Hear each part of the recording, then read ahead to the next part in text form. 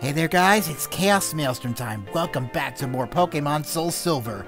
In the last episode, well, we returned to New Barktown after meeting with Mr. Pokémon, delivered an egg, and we saw that Professor Elm got robbed, so sucks to be him, I guess. Also, sucks for this glitchy music. I guess that's what happens. My DS is probably running a little too hard at the moment. But yeah, we also trained up our Pokemon. You can see that whatever Pokemon is in your first slot, you're going to be training, having with you as your first Pokemon, as your walk-around Pokemon. Excuse me, there we go. Also, the reason why I'm much more quiet today is because, well, we have Mr. Kitty here with me, sitting beside my DS. He's very... don't get a whole lot of opportunity to hang out with him, so... Actually, what am I talking about? Of course I do. Just not while recording, often I do. Because he's very skittish, so the moment I start being loud, he's going to be like, no, I want none of this, and head out of here. So I'm going to try to see how long I can keep him. Him being here for just a minute and 30 seconds, I think, is a record, so let's try to keep it going as long as we can. And speaking of things that we need to keep going as long as we can, here he is, everybody. The most famous NPC trainer of all. I just lost, so I'm trying to find more Pokemon. Wait, you look weak. Come on, let's battle. Here he is, ladies and gentlemen. Youngster Joey. And his amazing top percentage Rattata. By the way, did I mention that Mume learned Hypnosis and I turned off battle animations because I was grinding? Whatever. That Rattata's asleep and I will turn on battle animations in just a moment. But yeah, oh my goodness, that tackle hurt so much, yeah. We got this under control. Alright. Oh, I'm out of Pokemon that can fight. But that's not the reason why everybody knows Youngster Joey. We have the ability to get his number and we can rematch him whenever he feels like it. And he'll sometimes just call us if he feels like talking about his Rattata, which will happen more often than you think. Alright, speaking of which, I'm going to go ahead and turn battle animations back on before I forget. Alright. Well, yeah. Mume having Hypnosis is going to be great for catching wild Pokemon, which is one of the reasons why I wanted to catch her. And now we have a required battle up here. Oh, and there goes the kitty. Okay, well, in 3.5 minutes, I can live with that. Youngster Mikey. Youngster Joey's not as well known, not being Youngster Joey kind of person. I'm going to go ahead and have a little rule fly into a rage here. Now, the way rage works, it starts as a very weak attack, but the more you get hit, the stronger it becomes. That's why it's very good when starting out in an adventure. One of the reasons why I usually like picking Totodile. However, it's not going to carry you for long, especially when we get to, I'd say any battle past the first gym is where it's not going to be that helpful anymore. Plus, you have to keep using Rage in order for it to keep being effective and have its effects going on. And it also doesn't work if your opponent doesn't hit you constantly. But this Rage should finish it. Lil Rule channeling his inner barbarian. Just fly into a rage. Alright, Lil Rule is at level 9. We are sitting pretty. That's strange, I won before. Yeah, you probably won against people who don't know how to fight. If I were to hazard a guess. I've been saying that a lot lately, if I were to hazard a guess. I'm not a trainer, but if you look one in the eyes, prepare to battle. There's only one thing I see when I look into your eyes. And that's the reflection of a beautiful and gorgeous person. That's me. Right. We also have a different kind of trainer over here. This is going to be a bug catcher. You can usually tell what kind of a Pokemon a trainer is going to have by whatever trainer class they are. I'm going to switch into Mume and have her deal with this bug catcher. Actually, you know what? Yeah, I'll go ahead and fight you. Because if I do end up getting poisoned by your Weedle, which I'm pretty sure he's going to try to do if he has a Weedle. Oh well. I thought that could be a thing that happened. Alright. Mume's other moves I'd like to point out. Growl, which just lowers your opponent's attack by 1 stage. Foresight is a very, very situational move. It allows you to hit a Pokemon that has its evasion stat raised, basically negating the effects of moves like Double Team and Minimize. But also, if you happen to be fighting against a Ghost type, it allows you to hit it with normal and fighting type moves, which the Ghosts are normally immune to. So yeah, not going to get much utility on a Hoot, I don't think, but whatever. It's still been given to us. We'll try to put you to sleep and then switch into a more healthy Pokemon. Gonna try Utilitret, since Utilitret's usually better at attacking. Mume's more of a defensive kind of Pokemon.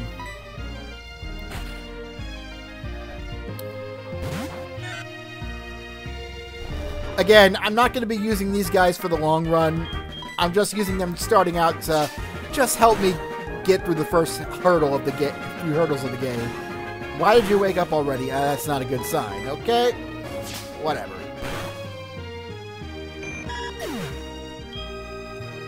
And there we go.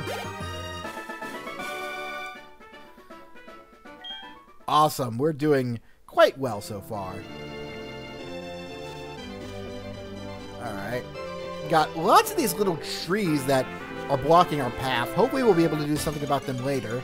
But for now, we'll just have to worry about, I don't know, finding another way around them. Alright. I do not feel like fighting you. Get lost. What do you have to say? Dark Cave. If a Pokemon could light it up, I'd explore it. So yeah, we're giving our first instance of a cave over here. I'd like to take a peek inside briefly, just to show. Exploring it as we are wouldn't be such a great idea. Besides, I don't even think we can get too far in here.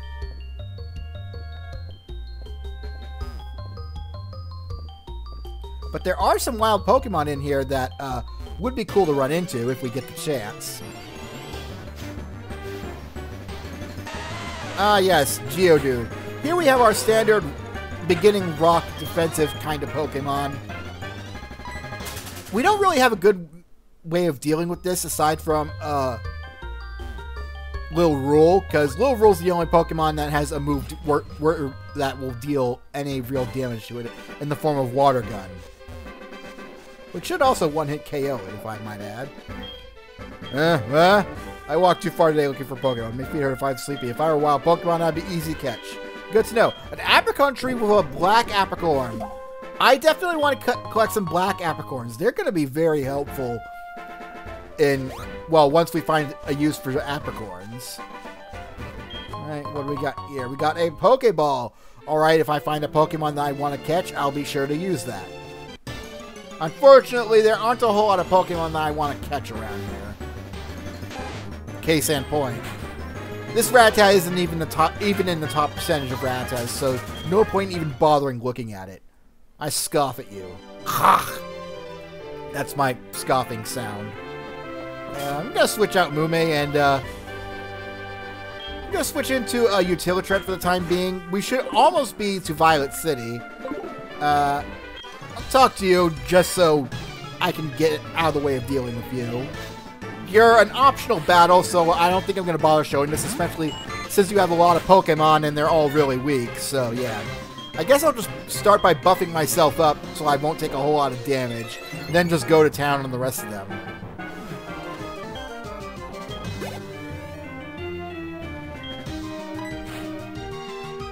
Why did it give me the option to switch? I thought I had set battle turned on. Did I forget to hit confirm on that too? Well, I got another thing to worry about changing now.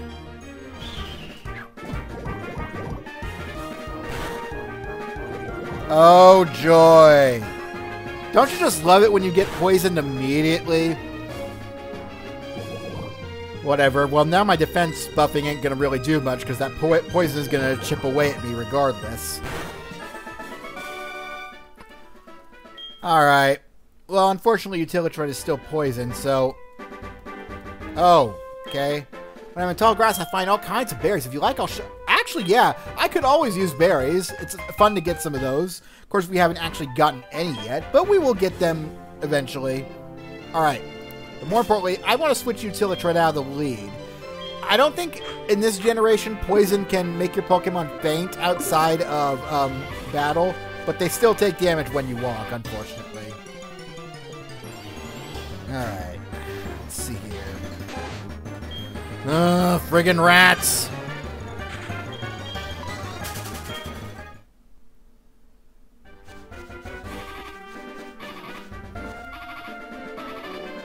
Utilitron survived the poisoning. The poison faded away. It will always fade away, but leave you at 1 HP if that happens.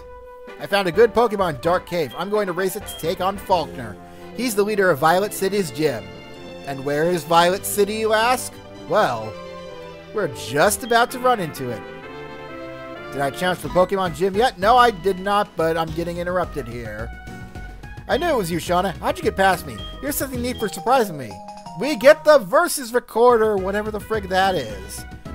Record your Pokemon battles. I have to go now. I won't let you pass me again. I think that's only used for online mode when you're battling with friends. Yeah, so because of my DS's condition, we're not going to be able to use that. But regardless, welcome to Violet City. Oh boy. Been looking forward to getting here. We care about the traditional buildings around here. That's why even the Pokemart and Pokemon Center are painted a bit somberly to blend in. That's a cool detail to mention. So yeah, Violet City is based off of more, I want to say, traditional residential towns in Japan. I want to say maybe Kyoto. If I were to hazard a guess, I'd say that's more what Ecruteak City is based off of. Kyoto or Asakusa. Not quite sure. It's been a while since I played Go-Go Nippon, okay?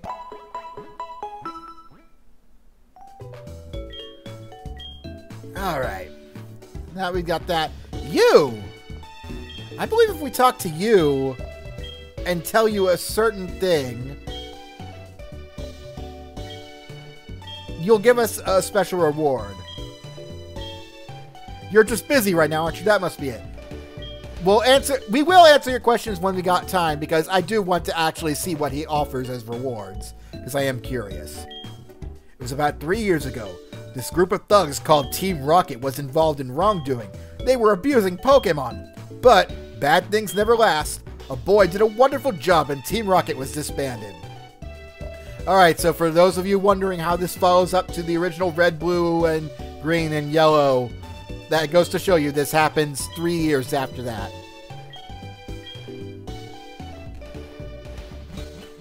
Alright. That guy mentioned an important thing here about how higher level Pokemon that you get that you haven't raised yourself will not obey you if you try to, oh god. We're getting some serious lag here. Okay. I need to get out of Violet City real quick. We'll explore it more in depth next episode. But for now, I want to check out the areas south of here, because there's quite a lot of interesting things to see here. And by interesting things, I of course mean whatever's going to be over here.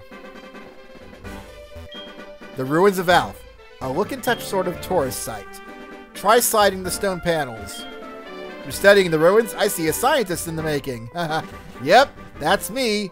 Your one-stop scientist shop. Oh! Hello, Great Ball. I was Just trying to see if that rock held anything suspicious, and indeed it did. Oh dear.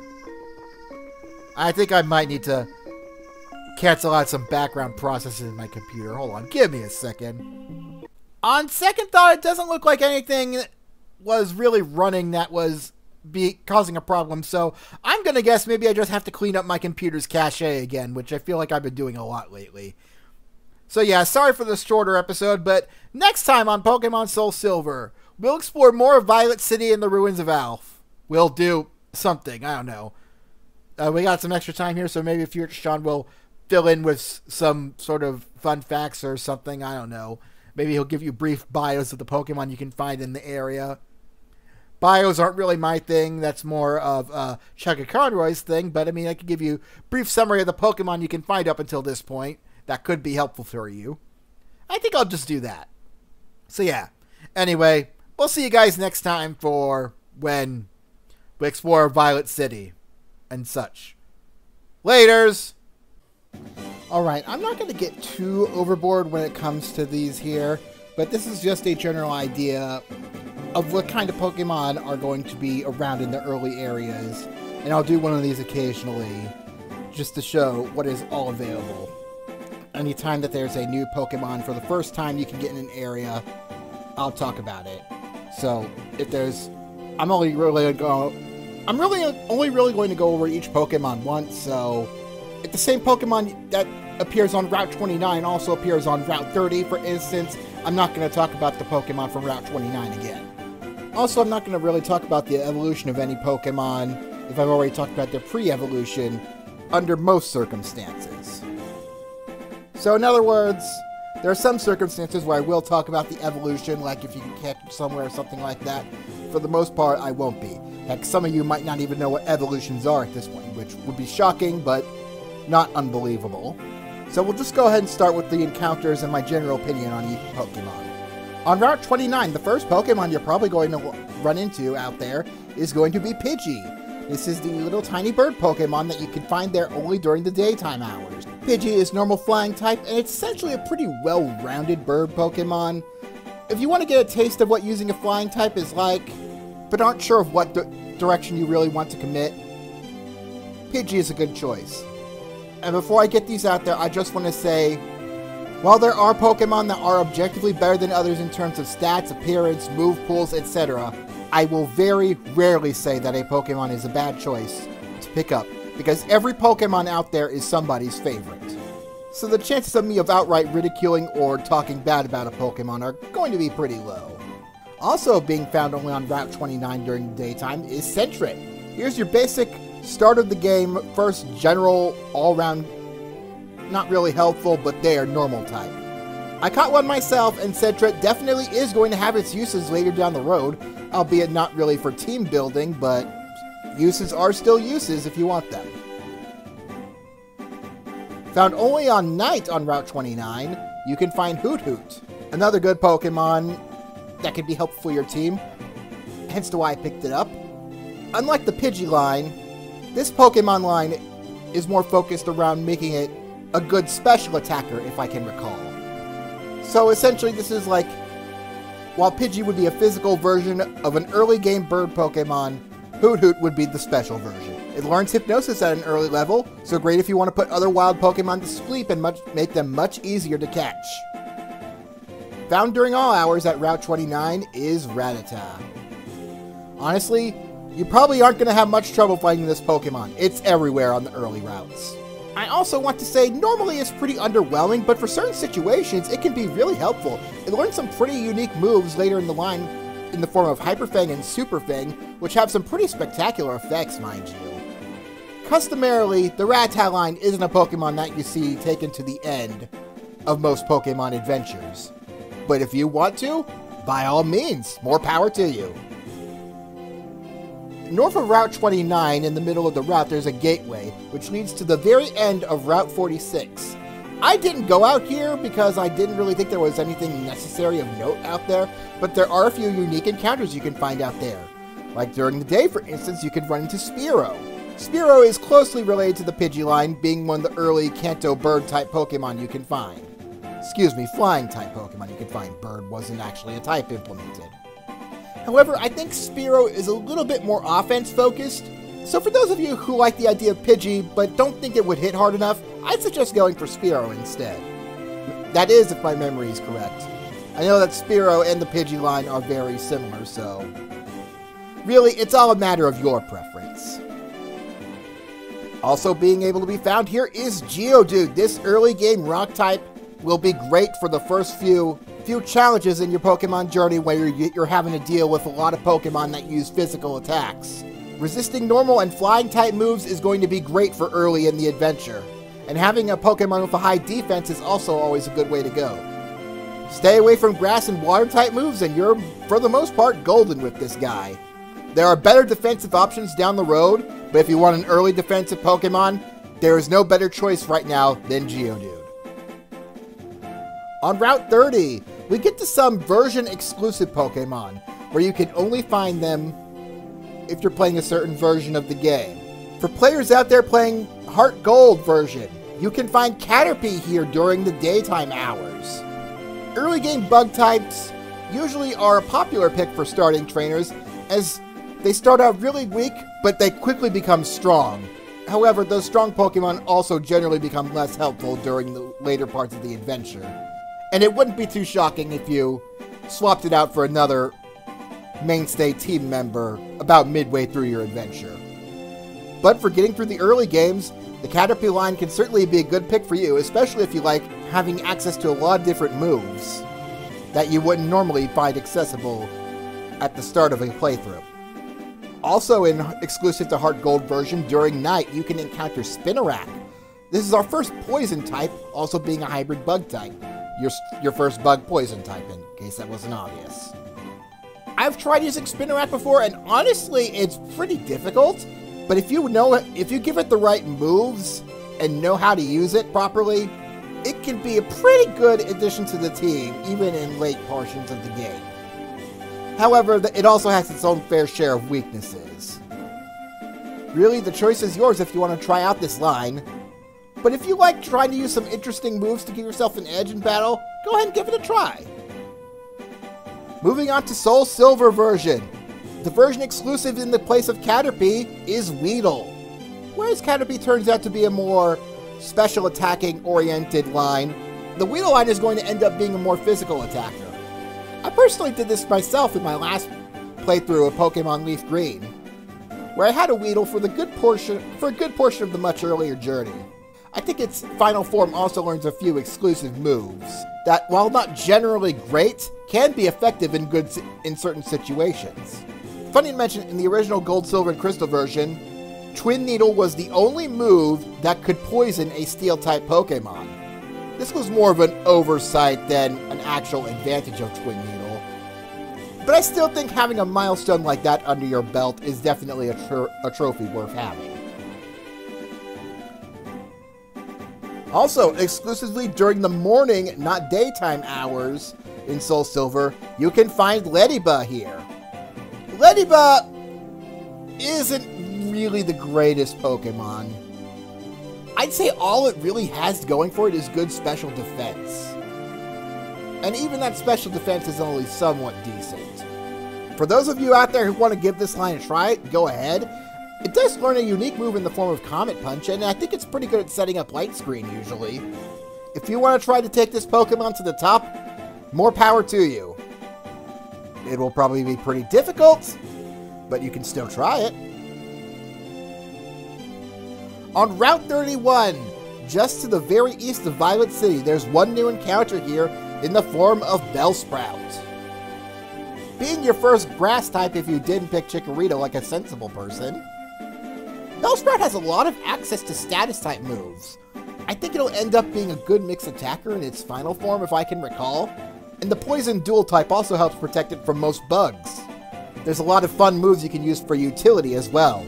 Wrap your opponents and then hit them with poison powder to keep them in a damage over time system that stacks up that they're unable to escape from.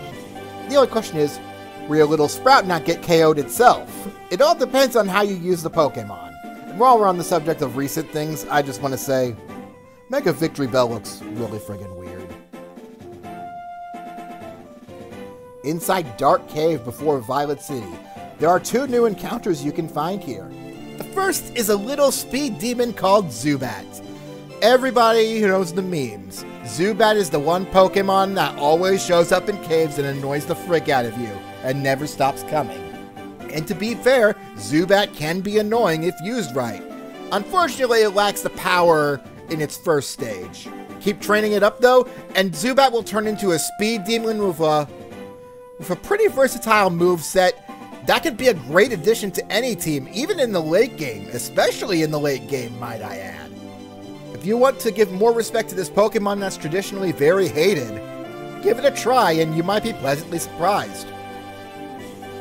Also in Dark Cave, you can find the legendary Tsuchinoko itself, Dunsparce.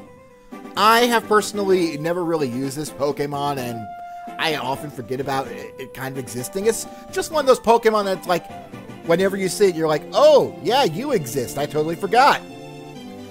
I don't know much about it. I do know that it's rare here, and it's probably not the best choice when compared to other normal types that you'll be able to have. I think even the Centric line might be better than it. Plus, it's about 4 generations too early for it to have its evolution at this point. So what you see is what you get. The only saving grace I know off the top of my head is that it has a pretty expansive move pool. Try seeing what all moves it can learn, and maybe it might be a great addition to your team. You can't go too far south from Violet City quite yet, but if you do, you'll find a small patch of grass where you can find some new Pokemon.